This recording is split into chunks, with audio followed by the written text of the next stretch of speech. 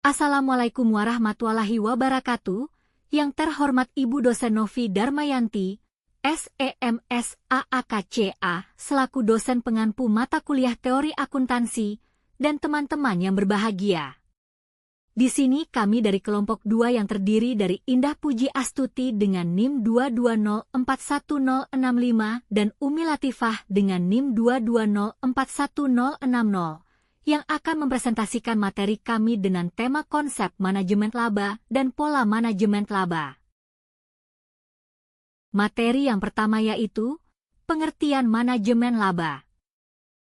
Manajemen laba, earnings management, adalah praktik di mana manajemen perusahaan secara sengaja memengaruhi angka-angka dalam laporan keuangan untuk memenuhi target atau tujuan tertentu.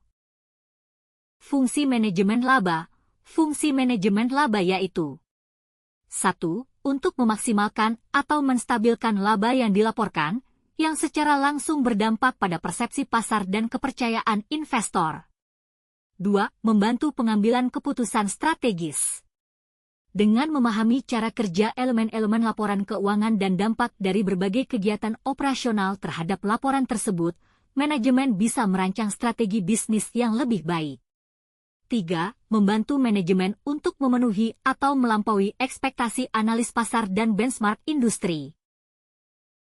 Selanjutnya yaitu metode manajemen laba, perubahan metode akuntansi, mengubah metode akuntansi seperti depresiasi atau penyusutan aset yang dapat memengaruhi laba yang dilaporkan.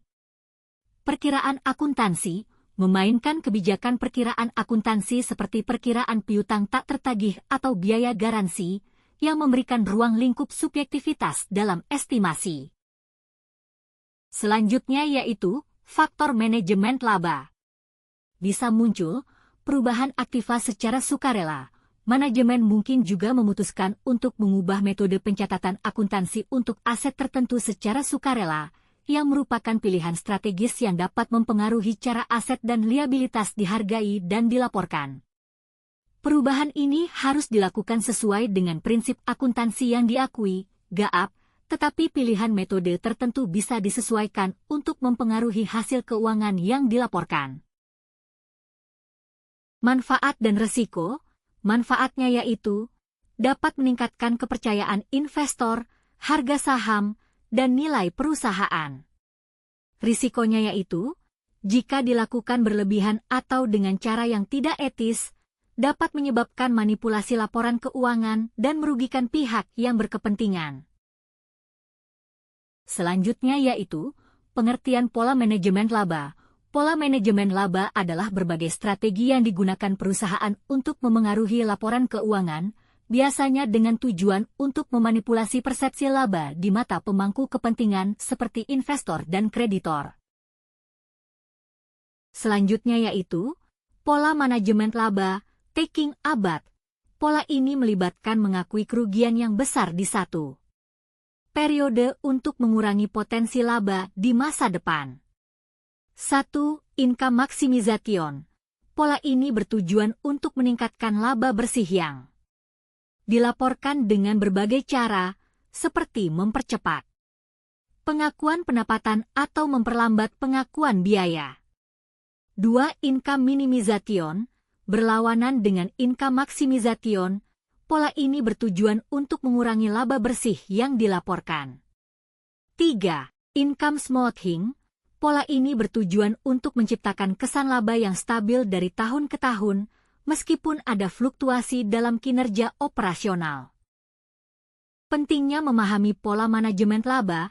Memahami pola manajemen laba sangat penting bagi analis keuangan, investor, dan pihak lain yang tertarik dengan kinerja perusahaan.